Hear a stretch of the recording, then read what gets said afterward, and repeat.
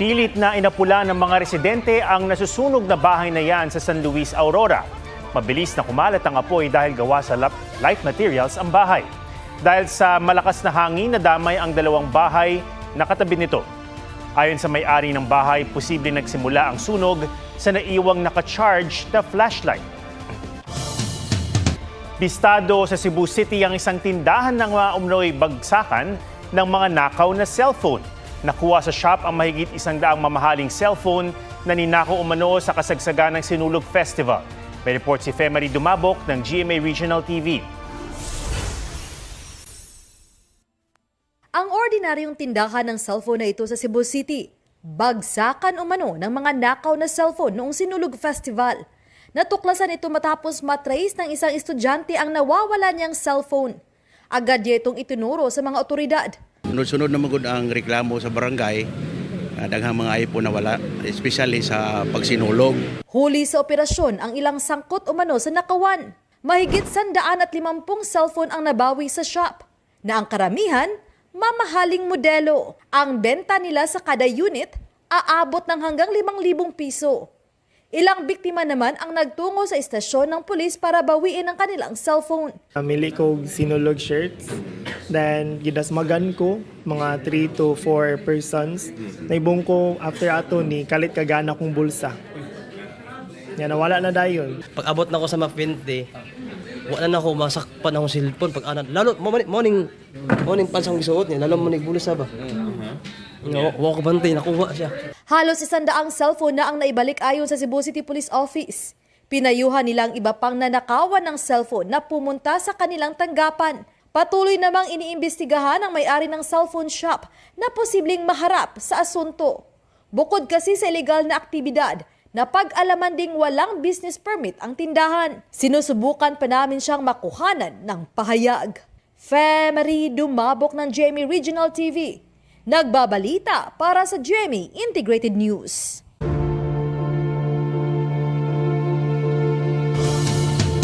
Nagparamdam umano si dating Congressman Zaldico sa pamamagitan ng ilang pari ayon kay DILG Secretary John Vic Remulla. Pero hindi yan para sumuko kundi para makipagdialogo umano sa gobyerno. May report si June Veneracion.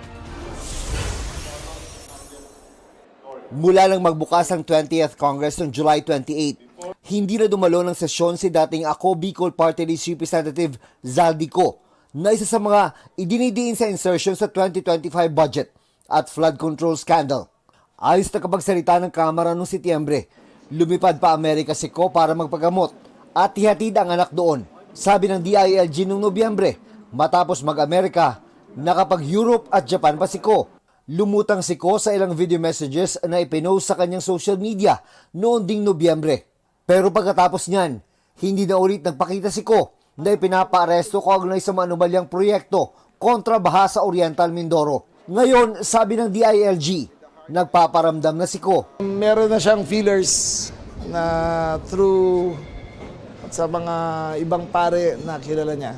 Pero paglilinaw ni Remulla, ang feelers ni Ko ay hindi pa para sa pagsuko. Parang nagpapakonect na gustong ng dialogue sa amin. So, pero of course, that's not verified. Parang nagsabi pa lang, sinabi ng kaibigan na pinaparating. Ipinarating daw ito ng grupo ng mga pari sa kapatid ng kalihim na si Ombudsman Jesus Crespin Remulla.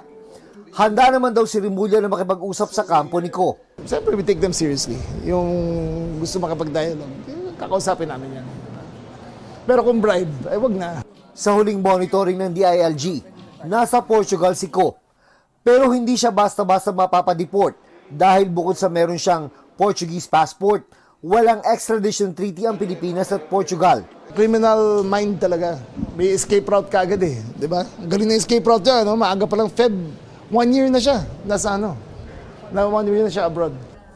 Mula naman sa pagkakadetain sa Senado, inilipat sa kustodiya ng Department of Justice ang isa sa mga nagdawit kay Ko na si dating DPWH District Engineer Henry Alcantara. State witness siya sa kaso ukol sa Ghost Flood Control Project sa Pandi, Bulacan. Ayon sa DOJ, dinala si Alcantara sa isang safe house. Tiniyak naman ng DOJ na dadalhin nila si Alcantara sa Senado kung kakailanganin. Whenever necessary, no? Of course, the end here is really for cooperation, no? For our witnesses. At yun nga, kaya nga sila na-admit sa program eh.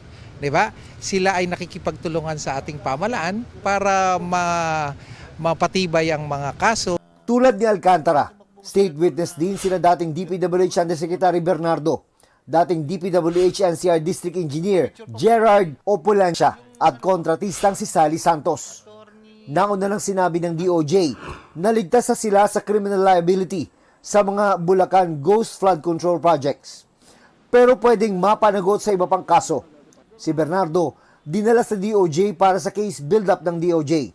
Ang isa pang akusado sa Ghost Flood Control Project na si dating Senador Bong Revilla, dinalaw naman ang kanyang mga anak at kapatid sa New Quezon City Jail. No comment.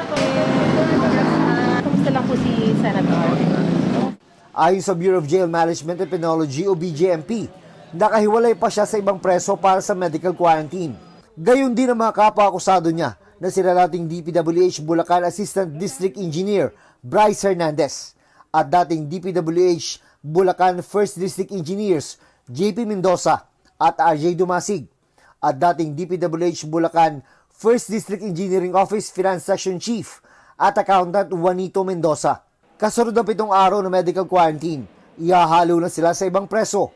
Kanina, iniharap na rin sa Sandigan Bayan para sa return of warrant ang dalawa pang kapwa-akusado ni Revilla na sina Engineer Emilita Huwat at Cristina Pineda ng DPWH Bulacan. Iniutos na makulong sila sa BJMP QC Female Dormitory sa Camp Karingal. June Veneracion nagbabalita para sa GMA Integrated News. Pandarambong at katiwalian ang ilang akusasyon laban kay Vice President Sara Duterte sa reklamong inihain ni dating Senador Antonio Trillanes IV at isang grupo. Ang hiling nila sa Ombudsman, imbestigahan ang bise at sampahan ng impeachment complaint. May report si Maki Pulido. Bit-bit ang bungkos ng mga dokumento nagtungo sa Ombudsman si dating Senator Antonio Trillanes IV kasamang civil society group na The Silent Majority para maghain ng mga reklamo laban kay Vice President Sara Duterte. Hiningi ng mga complainants na mag-imbestiga ang Office of the Ombudsman at pagkatapos ay maghain ng impeachment complaint laban kay Vice President Sara Duterte. Git ng grupo, guilty si Duterte sa malversation of public funds, graft and corruption, bribery at plunder dahil sa maanumalya umanong paggamit ng 650 million pesos na halaga ng confidential funds noong kalihim pa siya ng DepEd at bilang Vice President. Nakakabit sa reklamo ang salaysay ni Ramil Madriaga, ang nagpakilalang dating civilian intelligence agent ng BICE at ama nitong si dating Pangulong Rodrigo Duterte at nagsabing naghatid siya ng pera mula sa confidential funds sa ilang individual, alinsunod sa utos daw ng BICE. Nilustay din umano ni Duterte ang mahigit 2.7 billion pesos na confidential funds noong alkalde pa siya ng Davao City. Ipinunto rin ng grupo ang inilabas ng Commission on Audit na notice of disallowance dahil sa posibleng mali o sobrang paggamit ng DepEd ng pondong aabot sa 12 billion pesos. Halos 7 billion pesos din daw ang umano'y unliquidated cash advances o hindi na ipaliwanag na gastos ng ahensya. May higit 15 billion pesos din umanong pondo ang DepEd na hindi nagamit na nakalaan para sa iba't ibang proyekto gaya ng pampatayo o pagkumpuni ng classrooms. Binanggit din ng grupo ang umano'y overpriced na laptop sa DepEd. Guilty rin daw si Duterte ng bribery and culpable violation of the Constitution dahil sa mga hindi maipaliwanag na yaman. May 2.4 billion pesos umanong nakadeposito sa bank account ni Duterte kung saan ka-joint account ang kanyang amang si dating Pangulo Rodrigo Duterte at asawang si Attorney Manasseh Carpio. Ang mga bank deposit na ito at iba pang investments hindi raw idineklara sa SALN ni Duterte. Pagka binuksan yung bank accounts or galing man lang dun sa mga flagged transactions ng AMLAC, ito na hindi na nila maitatanggi. Dati rin daw tumanggap si VP Sara at kanyang mga kaanak ng suhol mula sa ilang kilalang umano'y drug personalities. Basihan naman para sa reklamong betrayal of public trust at other high crimes ang pagbabanta nito sa buhay ni Pangulong Bongbong Marcos. Pinapakita ng complaint na ito na una, ang kabuuang halaga ng mga nilimas o niwaldas ni Sara Duterte ay maihahanay sa mga pinakamalalaking flood control scandal. Hinihingi pa namin ang pahayag ni Vice President Duterte at ang Office of the Vice President pero wala pa silang tugon. Pero dati nang sinabi ni Duterte, wala siyang personal na relasyon kay Madriaga. Dati na rin niyang itinanggi na may mali sa paggastos ng Office of the Vice President at DepEd sa confidential funds. Maki Pulido, nagbabalita para sa GMA Integrated News. 4 ang patay sa salpukan ng pampasaherong jeep at dump truck sa Isabela.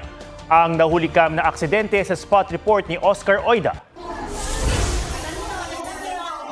Matuloy ng takbo ng jeep na yan nang sumalpok sa kasalubong na dump truck sa Santiago Rojas National Road sa Luna, Isabela.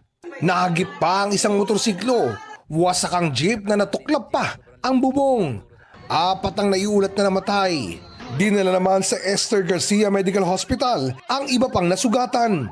Sa investigasyon ng pulisya, parehong mabilis ang takbo ng 2 sasakyan. Nawalan umano ng kontrol ang dump truck dahil basa ang kalsada. Iniimbestigahan na ng LTFRB ang aksidente at pinamamadali ang pagbabayad ng danyo sa mga biktima. Lasog-lasog naman ang katawan ng rider na ito matapos bumangga sa concrete barrier at magulungan ng truck sa barangay Mayamot, Antipolo City.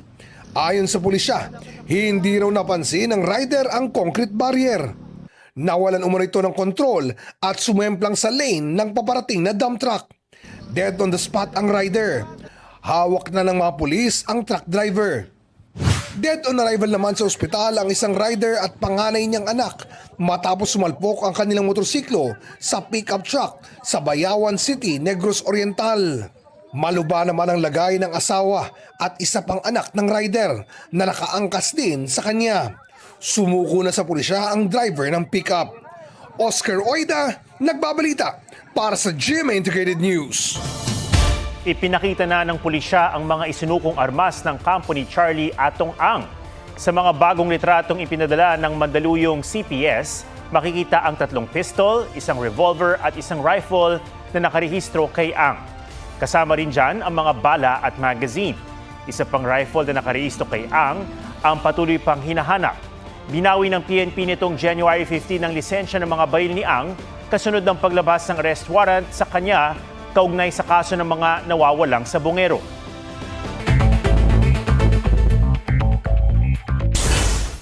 Kauna-unahang impeachment complaint laban kay Pangulong Marcos na i-transmit na sa Office of the Speaker.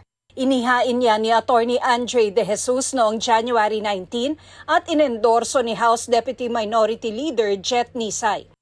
Sa Rules of Procedure ng Kamara, isasama ang impeachment complaint sa order of business sa loob ng 10 session days. Kasunod nito, ire-refer sa Justice Committee sa loob ng 3 session days. Cavite 4th District Representative Kiko Barsaga nahaharap sa ikatlong cyber libel complaint. Isinampa ito ni Manila 2nd District Representative at National Unity Party member Rolando Valeriano. Nagugat ang reklamo sa online post ni Barzaga kung saan inakusahan niyang nasuhulan umano ng isang personalidad ang ilang mambabatas na miyembro ng kanyang partido. Itinanggi ni Valeriano ang akusasyon. Haharapin naman daw ni Barzaga ang reklamo tulad ng 2 cyber libel complaints. Minority report ng Senate Minority kaugnay sa flood control scandal dapat itapon sa basurahan ayon kay Senador Ping Lacson. Sabi ni Lacson, pambabastos ang minority report na isinumite habang gumugulong pa ang investigasyon ng Senate Blue Ribbon Committee sa flood control issue. Punto ni Lacson, may botohan naman kung saan pwedeng maisama ang mga puna para sa final report.